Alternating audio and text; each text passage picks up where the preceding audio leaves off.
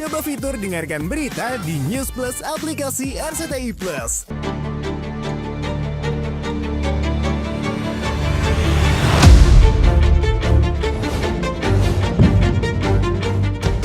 Sempat ramai jika masa penahanan artis sensasional Nikita Mirzani akan segera berakhir.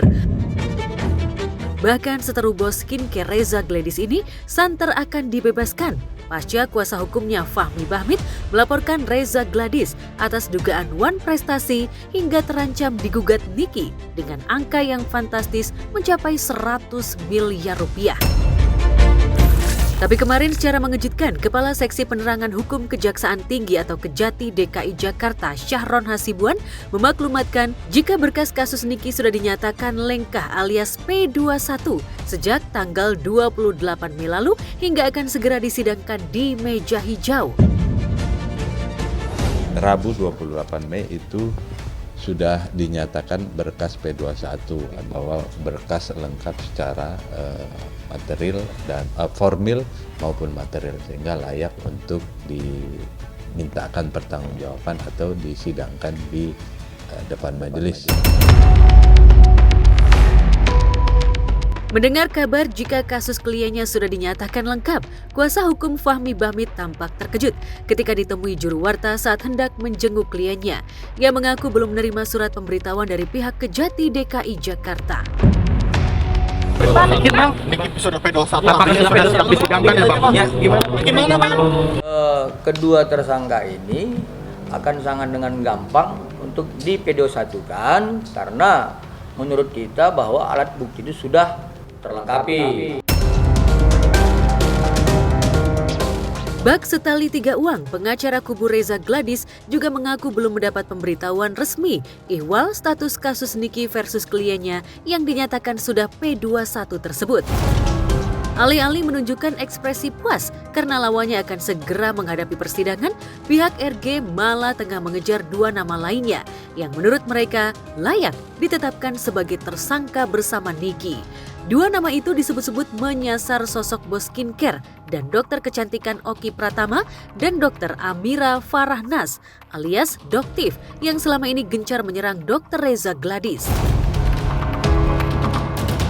Laporan klien kami itu kan yang dilaporkan 4 orang, ya, ada inisial NM, inisial IM, inisial O, dan inisial S.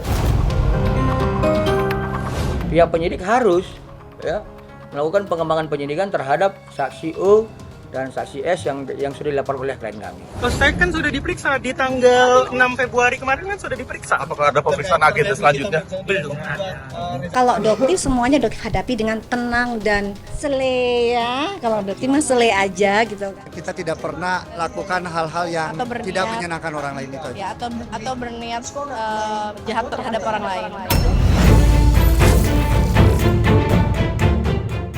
Pihak kejaksaan sendiri sempat menyatakan, meskipun berkas kasus Nikita Mirzani dan asistennya Mail Syaputra sudah lengkap, namun sidang perdana kasus dugaan pemerasan dan tindak pidana pencucian uang atau TPPU yang dilaporkan pihak RG itu belum bisa ditentukan jadwalnya. Mengingat Niki kabarnya tengah menjalani perawatan di Rumah Sakit Polri lantaran tengah sakit. Namun kabar itu justru ditepis pengacara Nikita, Fahmi Bahmid. Apa benar Niki akan ke Polri dirawat? Tadi nggak apa-apa.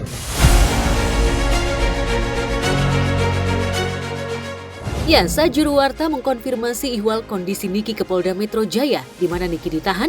Kabid Humas Polda Metro Jaya, Kombes Ade Arisyam Indradi, tak menampik jika seteru RG tersebut sempat dibawa ke Rumah Sakit Polri karena ada keluhan kesehatan. Namun setelah menjalani pengecekan medis, Niki kabarnya tak perlu dirawat. Informasi dari penyidik, tersangka ini masih statusnya kondisi badannya tidak fit. Saya nggak ngelihat, saya kan bersuka. Spekulasi ihwal sakit apa yang diderita Niki dalam tahanan memang belum ada keterangan resmi dari pihak rumah sakit. Tapi, jika benar Niki tengah sakit, lantas mungkinkah ia syok karena kasus yang menjeratnya dinyatakan lengkap dan akan segera disidangkan?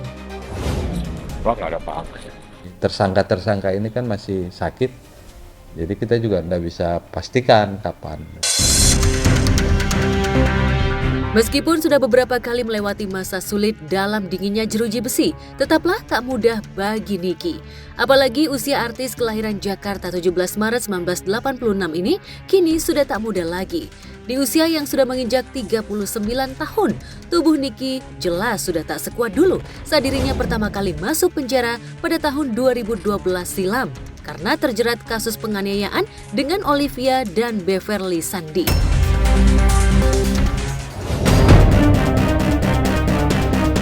Gejala Niki mulai sakit-sakitan terkuak setelah Niki kembali masuk penjara atas laporan pencemaran nama baik yang dilaporkan Dito Mahendra ke Polres Serang Kota Banten pada 16 Mei 2022 lalu.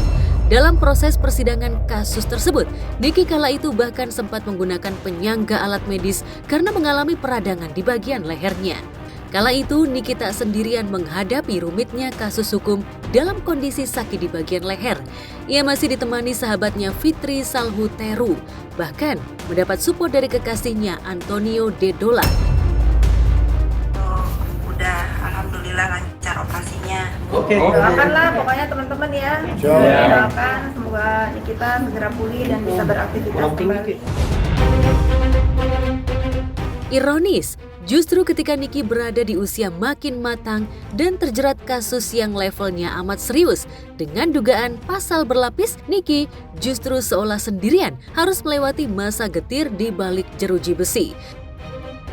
Kenapa dia harus dihakimi sendiri, harus ditahan sendiri, itu kan nggak adil buat dia. Jadi Nikita Mirzani ketika dipersangkakan kasus pemerasan, dia termasuk melakukan tindak kriminal berat. Bos skincare Dr. Oki Pratama yang semula begitu dekat dengan Niki bahkan tak pernah terlihat batang hidungnya sejak sejawatnya itu meringkus di rutan Polda Metro Jaya. Lantas benarkah kasus ini merupakan fase paling getir bagi Niki? Akankah di pengadilan nanti Niki bisa membalikkan keadaan? Sudah jenguk saya hampir tiap hari jenguk Nikita Mirzani. Kenapa harus begini? Kenapa ini sudah terjadi ya? Niki hadapi saja. Saya sebagai orang terdekat Nikita Mirzani pasti selalu support Nikita. Pokoknya apapun saya selalu support Nikita Mirzani. Terima kasih.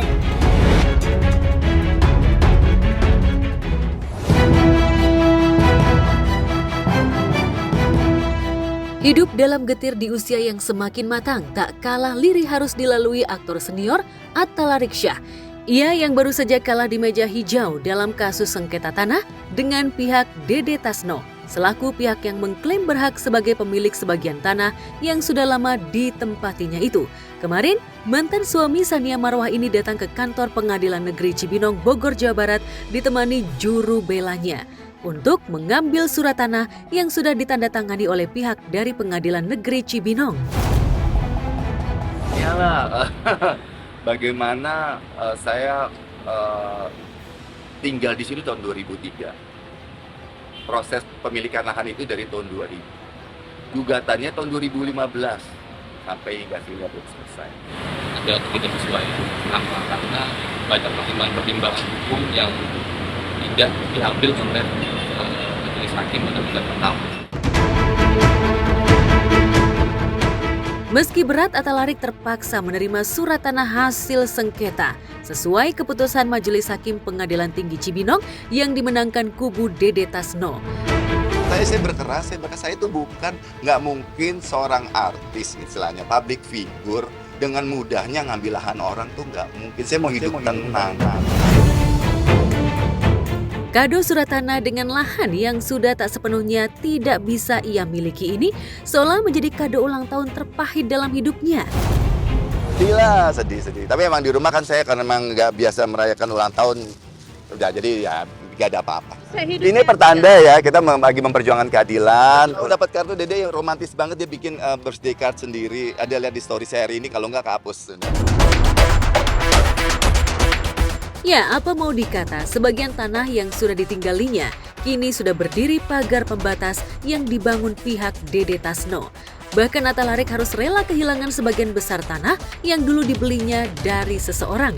Lebih miris lagi, adik kandungnya Attila Syah bahkan terpaksa harus membayar sebagian lahan yang sudah dibangun rumah sebesar 850 juta rupiah. Cara itu terpaksa ditempuh agar rumah yang kini ditinggali Atalarik dan keluarganya tak dirobohkan pihak Dede Tasno. Kami 2 bulan, ya itu kesepakatan kita bersama ya. Ini kan sudah notaris yang membuat. Kita akan gugat ya, paling kita akan eksekusi kembali. Jika tidak ada kesanggupan, saya minta doa teman-teman semua harus sanggup. Enggak lah, mudah-mudahan sanggup ya. Bentuk inisiatif aja dari adik saya dan adik ipar saya, bentuk inisiatif. Itu yang sangat kita sayangkan, masih ada gugatan terkait objek yang sama, tapi sudah dilakukan penetapan eksekusi. Lantas dengan situasi yang sudah terjepit akibat kasus sengketa tanah ini, akankah Atalarik masih akan melakukan perlawanan? Dengan cara apa Atalarik bisa kembali merebut tanah yang pernah dibelinya saat masih kejayaan karirnya? Semua intinya masih dipelajari aja. Mungkin ada upaya lain terkait PK kedua, tapi masih kita pelajari ya atas berkasnya.